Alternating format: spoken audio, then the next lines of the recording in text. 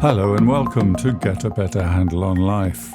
I'm Barry Winbolt and this is my podcast. My guest today is Adele Lear. She's a behavioural profiler, a speaker and an expert in personal branding and human potential. As we grow up, we're often told to fit in, speak when spoken to. We hear sayings like, don't upset the apple cart, or if you've nothing nice to say, don't say anything at all. However, the reality is that when we hit the real world, it's very different. We actually need to stand out, particularly these days, and we need to find our voice and have our own opinion, even though some might not agree with it. So it seems there's a contradiction between what we're told when we're growing up and what we need in the real world of work. It was all this misguided information, along with seeing how people can reach their next level of success, that led Adele to help people step into their superpowers and use them in their careers to reach their full potential and to be happy while doing it. So, hello Adele and welcome. It's great to see you again. Thank you. How are things going? Very, very well. It's lovely to be back and chatting to you, so thank you. Okay, well, developing your superpower and finding your voice, or some variant of that. So, do tell us what you mean by, well, first of all, what's a superpower?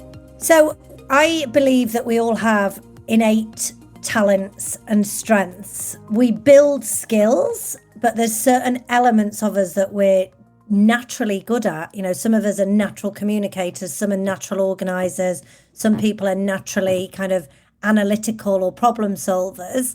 And I believe when we can really kind of hone into what our strengths and our talents are and use those to build the right skills and use those in the areas in which we, term I like to say, play in our careers and in our work. And I think when we really find our superpowers, which are often our blind spots, we're doing, you know, we're working in roles or we're working in our careers where we're naturally being us. So it's not work.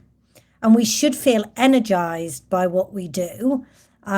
Yet so often I'm hearing from people that feel exhausted at the end of the day or the end of the week.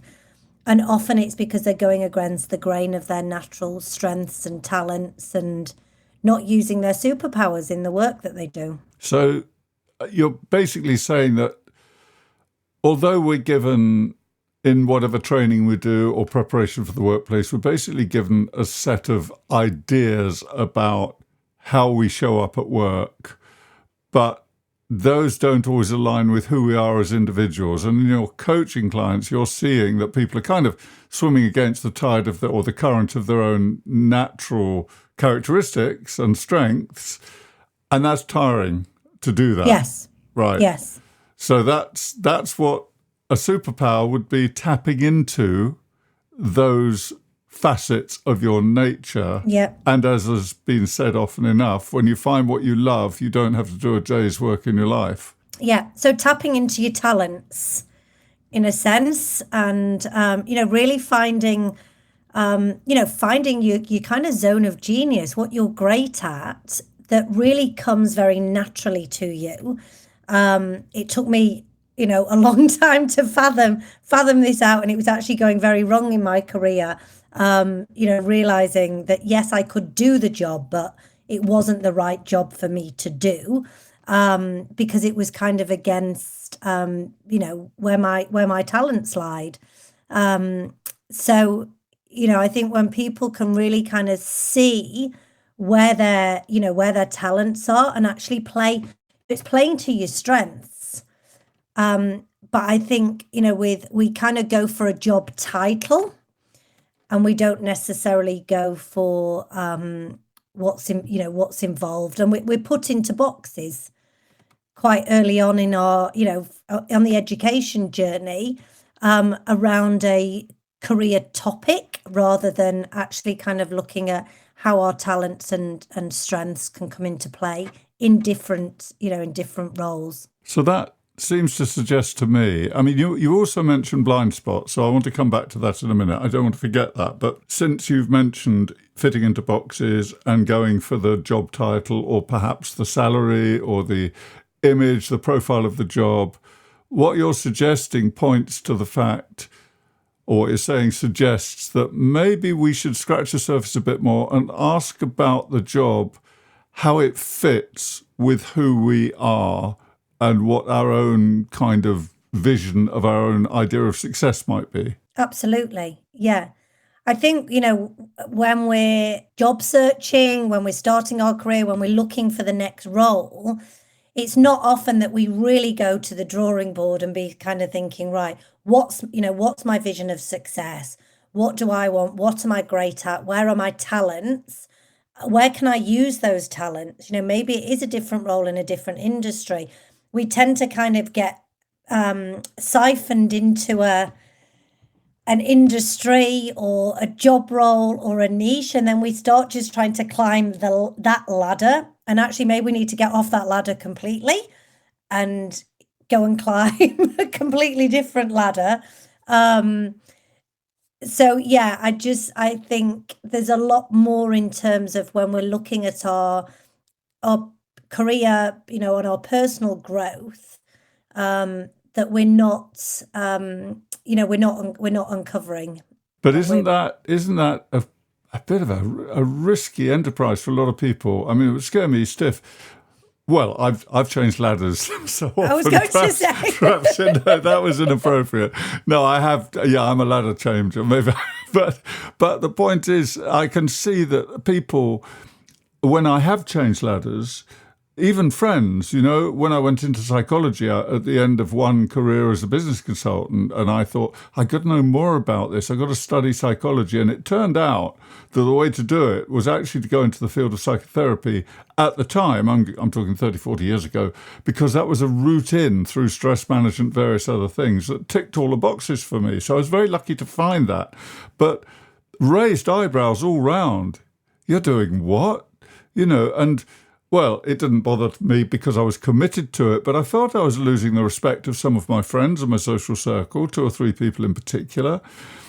And then coming into a new industry without any track record, if I'd have been going to, say, work for an employer, I had to have probably 10 years in private practice before I could actually step into a role where I could earn enough money to support my family. I had to do other things along with my psychology for probably 10 years to actually make a proper living. So what would you say to somebody, changing ladders, finding your strengths? Yes, somebody's great at fly fishing, say, or at, as a man I was talking to recently, he loves the wilderness and he's actually a landscape gardener and he wants to go out and guide people in forest walks and up mountains and stuff. So he's training for that. But he's in midlife, he's in his late 40s, and it's a bit worrying for him, I think. Yeah, I mean, I don't think it has to be a kind of leap off one ladder and, hope you land at the right level on the next. I think it's around planning. It's, perhaps gradually pivoting, I think, with, the 2 examples that you said, and that's, there's a bit around passion that's coming into that, their passion just as much maybe as their kind of strengths and talents. I think nowadays there's the beauty of portfolio careers, and, there's a lot of part-time roles than there ever has been. There's a lot more remote roles than there ever has been. So I think in terms of being able to do that in today's working world is a hell of a lot easier than it was, even 5 years ago, certainly 10, 15 years ago. So I think, some of the people I'm working with that are looking to leave the kind of typical one company model and set up something on their own, they are looking at maybe a contract consulting role for 20, 25 hours a week and gradually building something. But sometimes it's not necessarily a huge change, but, it's perhaps looking at maybe you're focused 80% on delivery and that project management, administration, attention to detail side of the role, which just doesn't suit you, and you need to be more in the people-facing side of the role, or you need to be more on the strategy or creative side. So sometimes it's just looking at where the balance is within your role versus where you really come alive. And I'm realistic. I don't think we can be in a role that's 100% in our superpowers. I think there's always going to be 20% that is some of the stuff that we don't love as much. But I think, if it's 20 or 30%, but really we need to be thinking about having a role that 70 to 80% is steered towards the elements that give us energy and joy and spark and inspire us, and where we feel like we come alive. And I believe it's possible. I've seen it's possible. We should be finishing the working day and the working week having enjoyed it and feel energized and happy. Yet we have a culture, not just in the UK, but where, a huge number of people haven't got the today's figures, but I think it was something like, nearly 80% of people disengage with the work that they do, which makes me kind of think, are we playing to our superpowers? Well, not only that, I mean, it's a scary thought that employers and companies, 80% of a company's employees are actually coasting because they're not really energized or excited about what they're doing, at least 70% of the time, as you said, mention that figure. I suppose also the idea along the lines of what you're saying, I've talked about ladder jumping. It doesn't require one to actually shift totally. You just do a sideways step in the organization you're in. You may be able to kind of reprofile yourself or reprofile the role, or shift to a slightly different role, or do it in a stepwise way. Yeah. Oh, absolutely. Yeah. I think it's the first thing is to really identify where you're enjoying yourself at work. What are you doing? What skills and strengths and talents are you using? And often the skills that we build, the kind of tangible skills are related to the strengths and our talents. Looking at that and then actually looking at the role requirements. And often we can be, as we're going through our career, there can be roles where it really fits, but then we're looking for the promotion, which tends to be we're going for the job title and the salary without really analysing it against, hang on, how does this match my, kind of talent mapping in a sense? How does it match really where I play well? And I think organisations need to be looking at this as well. And, there's a number of stories of, people that are just promoted into roles because they've been in the company a number of years, not because it's the right role. Yes, absolutely. Kind of the old model. I'm getting another thought is coming to me listening to you talking, because promotion, you mentioned promotion, it's always up the ladder, isn't it? Metaphorically speaking. But there is another direction of travel that we've touched on, which is laterally, which is sideways. Maybe an improvement doesn't have to mean moving up. It could be moving across into a role. I mean, you can probably think of people. I've met people who've taken less money to do something they enjoy more and have felt more fulfilled as a result and have had more energy as a result to perhaps do some extra study or something that will take them ultimately in more of a direction where they actually want to be headed. Yeah, totally. I think, the old school model was very much climb, keep going up. Really, what's the end destination that we're aiming for? And often it was just more money. But, if you're getting more money, but you're working longer hours, you're not feeling fulfilled, you're feeling exhausted, is it worth it? Can be the question. And I think it's trying to find that balance, the right balance. And, thinking back to my recruitment days, the number of people that came to me that were looking to leave, and it was just about the growth and getting the right growth. It wasn't, they weren't leaving jobs necessarily because of the money, which is what people think. But it's really kind of identifying what that right growth is. And I think it needs to be, sitting with both kind of parties, the individual and with companies.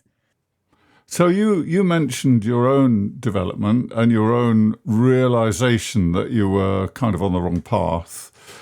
And you mentioned recruitment and HR. So did you have a sort of an aha moment or a specific crisis or a specific situation that woke you up?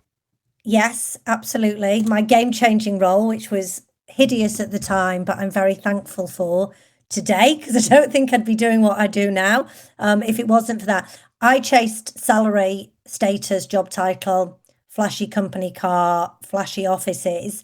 I have a blog article on this called Desperately Seeking Success.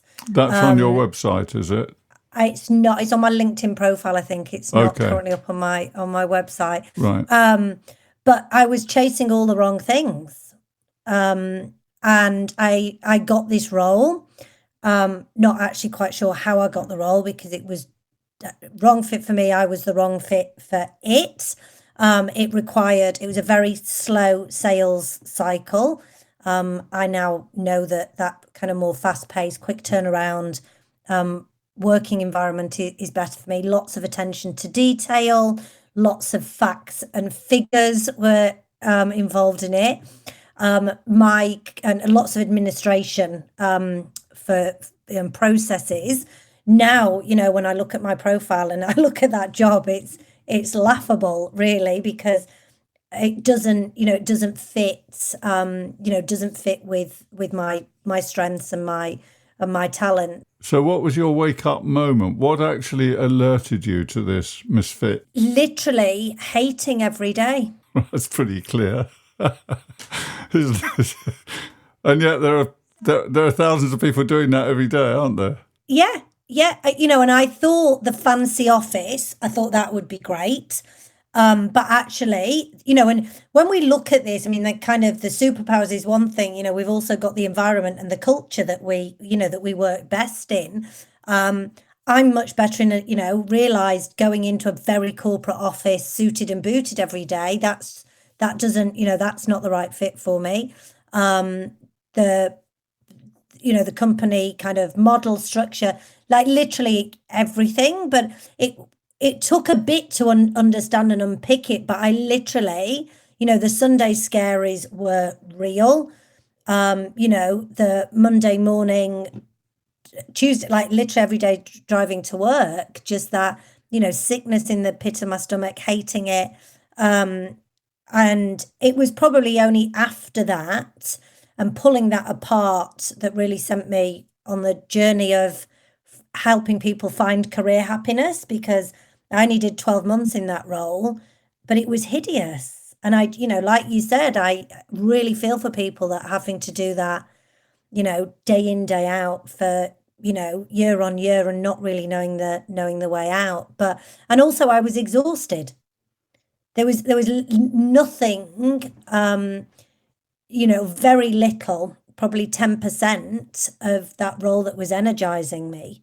So you stepped outside it to help rescue some of those people, actually, who might be in a similar situation. And we talked about finding your voice as well as developing your superpower. So what does that mean? That's the second part of the title. What does finding your voice mean in this respect?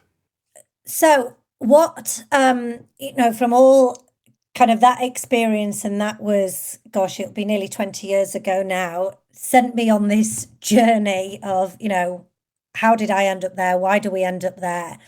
And we're conditioned, I believe, from quite an early age to fit in and to follow and, don't ask questions, don't stand out, don't show off. Yeah, conform. Conform. And then we follow these job titles, rather than actually looking at ourselves as individuals. And, we're much more than a job title. We're made up of, this unique combination of our skills, our strengths, our experience, our personality. And when we can kind of really step into that and own who we are and own the voice of that and find the role and the place and the people that fit us. It's quite a big job, isn't it? I mean, finding out who we are, yes, okay, I get that image, and how then might that ideal version of ourselves, if we could dream, be showing up in our role, in our work, let's say? It might be a different role, but how would that feel and look and sound, and how would we experience being that person? And then I guess we have to find what we need to say. Is that a different process? I mean, how? Well, yeah, I mean, I think what you need to say, kind of on how much you say. That's if you want to, be posting articles and content and having more and a bigger voice, yes. But when, the kind of, for a lot of people, it's about putting a CV and a LinkedIn profile together, and and a personal brand, what's my personal brand, and whether that's if we're looking for work or we're in a business, how do I want to show up? How do I want to be seen?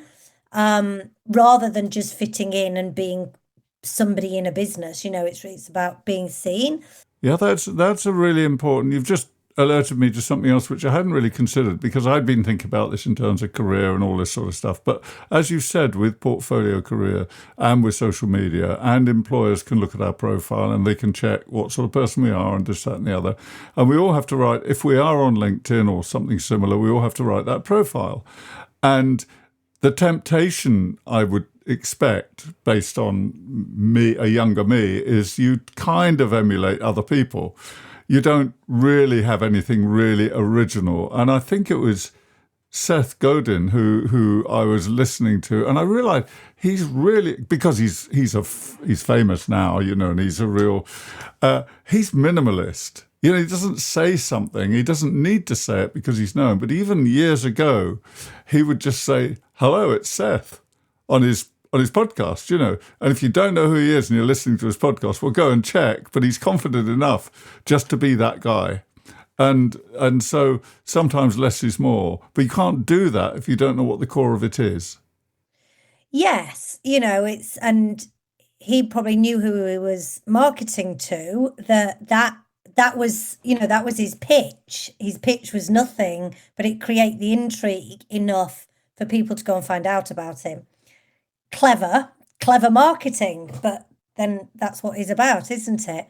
And not conforming. No, and he already had his tribe. I mean, he's the first guy I heard. He wrote a book on it, didn't he? And he was the first guy I heard talking about the tribe years ago. So, he already knew who his tribe was. And as he said, your tribe's about who you exclude as well as who you include. And it took me a long time to learn that that's a very important message. I don't want everybody signing up and following me and being on my mailing list. And I've got, I think, pretty good at weeding out the people who are going to come back later and trying to sell me something as well, because that's a real nuisance factor, isn't it? And, hi, I want to be your friend. And by the way, and I'm three times their age, 4 times in some cases, I've been round the block. Don't try and tell me how to do my business. Come up with something original that helps me. I think, but I still struggle with my voice sometimes, hence this very interesting conversation. Yeah, but if we just take the tribe element as a concept, that sits across everything, doesn't it? Whether you're, starting out in your career, you're seasoned in your career, you're setting up a business, you're building a podcast, the personal brand element sits across everything. It's not just for thought leaders, it's not for business owners, it's not for career starters. And then it's about, who do we want to get known by? Who's our tribe, and whether that's, we're looking at our career development, we perhaps, don't want to set up a business or move out of, working for people, but it's like, who are the businesses I want to work for? What's the style, the kind, what are the personality traits of the business, the culture, the people in it, and who is it not? And there's not a one size fits all. And so, what success is for one person isn't for another person. But when we look at, and, certainly when I was, leaving college, we were so influenced by media, by magazines, by movies on what success was, and what success was for a woman versus what success was for a man was very different, 30 years ago. Now there's, that it's much more blurred, which is right. But and so there wasn't this understanding what the right fit was. I think I knew some of it. I remember I turned down the first job I was offered, I was about 19, 20, was at a bank in London. And I turned it down, much to the disappointment of my dad, who said, that's a job for life and you're not going to get taxed working for them. But I just said it's not the right fit. And I kind of knew that, just the whole thing was just not the right fit. I then went against the grain, 10 years after that, when I went into the game changer role. Thankfully I did, because then I'm doing what I do now. But working out, if much earlier on in your career or any point in time in your career, you can kind of work out, right, who's my tribe, who's not my tribe. It's then much easier to find your voice because you know who you're talking to. And it's much easier to own your voice, because when you own your voice, you are going to polarize people, but you're going to polarize the people you don't want to be your tribe anyway. And you're going to be talking to your tribe. So in a sort of a progression then, the idea of finding your superpower, which is your strengths and what you naturally do, and you have maybe some slightly obsessive tendencies about it, or you're passionate about it. And then from there, you kind of define a role that you would love that suits you. And within that, once you've done that, you know who you are, you have some notion of finding your voice. And then your voice, well, who is my voice speaking to? Well, it's this tribe that may or may not be only for business leaders. It can be for all of us, because that's going to follow us through our life. And so you've got your superpower, you've got your tribe, you know your ideal role. Then what? How do you leverage that? Yeah, I think when when you're clearer on what makes you, where you play the best in the world of work, you have a more captivating elevator pitch, or tell me about yourself. So when somebody's identified their superpower, found their voice, how can they use it most effectively in their career development and their professional growth? So really understanding your superpowers, if you're looking to move into a new role, looking to develop your career, it's really making sure where you're moving is playing to those superpowers, not just going for the job title, building into your elevator pitch, or tell me about yourself, your personal brand statements, all the kind of touch points that you'd have, those superpowers, standing for what you're great at. It's really looking at how your superpowers come into play, and then how you market yourself with those superpowers. Well, so Adele, it's been absolutely great listening to you. And the things we talked about, you've mentioned superpowers, finding one's voice, focusing on strengths and talents. And very interestingly, that you've been there, you've done that. You talked about your own journey and your sort of the Monday morning feeling and the Sunday anxieties and not wanting to go to work. And that was a red flag for you. And you were able to take notice of that. Yeah. But we've also acknowledged that many people perhaps don't feel that brave. Maybe it takes a little time to get used to it. And then there's the complication of, while I'm doing this, I got to earn a living and all that stuff. So having said all that, we know that that's life, isn't it? But are there any sort of closing words that could wrap this up for a listener if they're thinking, yes, that Adele, she's saying something that rings a bell with me, but I don't feel like I'm ready to take that step? Yeah. I think it's planning the journey. It's not always the leap off a cliff without, a parachute or a safety net. So I think the first thing is, if you're feeling, actually, I've got some of those red flags. I'm, hating Sundays because Monday's coming around the corner. I'm, kind of not happy to go into work. I'm doing a job I don't like. Whatever the red flags are, maybe it's one, maybe it's a combination of all of the above. I think the first thing to do is the discovery piece, the uncover. What is it? What is it that makes me happy? What is it that doesn't make me happy?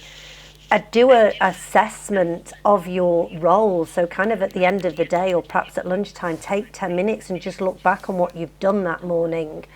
and do I like that, I don't like that. You know, it really is one of the exercises that I do with people is really as simple as this is what I like, this is what I don't like. So you've actually kind of got it then in front of you versus it whirring around in your mind and it's not kind of making sense. And I think, you know, the process of getting some of this on paper brings a lot of clarity.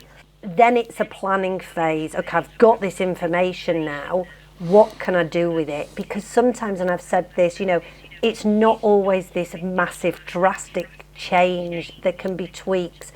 And then it's, you know, it can be a stepping stone process to get to where you want to go. One of the things that comes up a lot, and I'm seeing more and more, is really having this vision for what we're moving towards and what we want. And that vision is so powerful. It's such a massive driver. And it's moving towards what we want versus a lot of us spending our time moving away from what we don't want. There's lots of ways that we can then, you know, when we've got some guiding points that you can delve deeper. There's talent tests you can do. There's behavioural profiling, personality profiling. You can look at your values. The values development stuff is amazing. There's lots of free resources online. It doesn't always mean you've got to go and work with, you know, with a coach or go on courses or pay money. There's lots available. So I think it's kind of delving into that. That's going to help you spot some of your blind spots. And sometimes our superpowers are our blind spots. To then, you know, it's just giving you information. It's bringing information to the table. But there is something in taking action, you know, actually doing the work. Our mind's a muscle. And so we can't read one book and then put it down and go back and revert back to old behaviours and expect change. And I think personal development, career development, it needs to be a consistent journey we're on. Yes, it requires a commitment. And just to echo something you've said, I know from personal experience, and I know you know the same, this question of vision, you know, once you've got the vision, once you've got the idea, I mean, in England we say, be careful what you wish for. The French say, beware of your dreams, because I had a dream once and it actually meant quite a lot of discomfort and quite a lot of breaking things. But 2 years later, there I was. And it was only looking back that I realised that I actually had this, and it really was a dream. I thought, well, if this and this and this happened, and it was not a serious exercise, but it was so serious in me, so deeply rooted, that I've learnt to be very careful and to use that rather than letting it trip me up again. Yeah. As it is, everything turned out very well for me. But it was a complete surprise. And it was that idea of vision that took me there. Because once I knew what I really wanted, some part of me knew that, not the part that was ready to accept it consciously yet. The other part of me made it happen anyway. Yep. So... It is very powerful, and I think the vision has to be strong enough for us to work through the discomfort we have to go through to get the vision.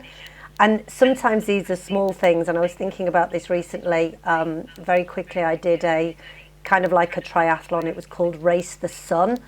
It took me 9.5 hours, so it was a bike, a canoe, and a hike.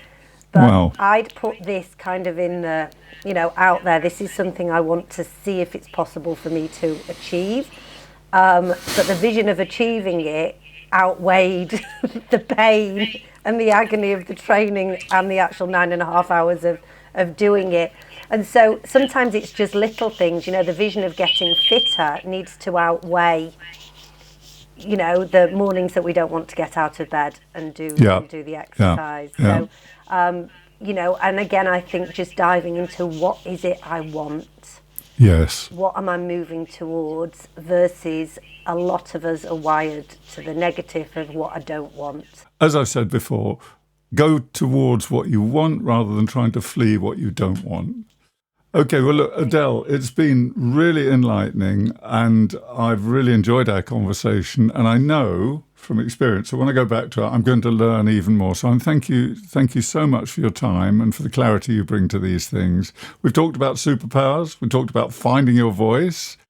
And that's only a part of the journey. And I would just say, by the way, you've touched on it really with the triathlon thing, is that It's hard to be motivated sometimes when we start out on these journeys, and just remember that even deciding to do something is an action. It starts there. Of course, you have to follow it up, but that comes later. The first step is, do I want to do this, and where do I start? Nicely put. Thank you so much for your time and letting me share some things with you. Okay, and I'll just add that, of course, a lot of what you've talked about free resources earlier. It's worth remembering that you have a website with some really good resources on it. Yes. So I will put that in the notes. But could you just tell us what your website address is, please? It's AdeleLeah.com. Adele Leah, that's Leah.com.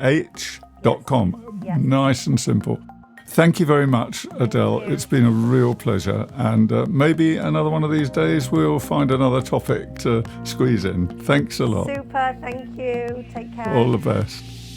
Okay, well, that brings us to the end of this episode. I've really enjoyed it, and I'll put the resources in the notes.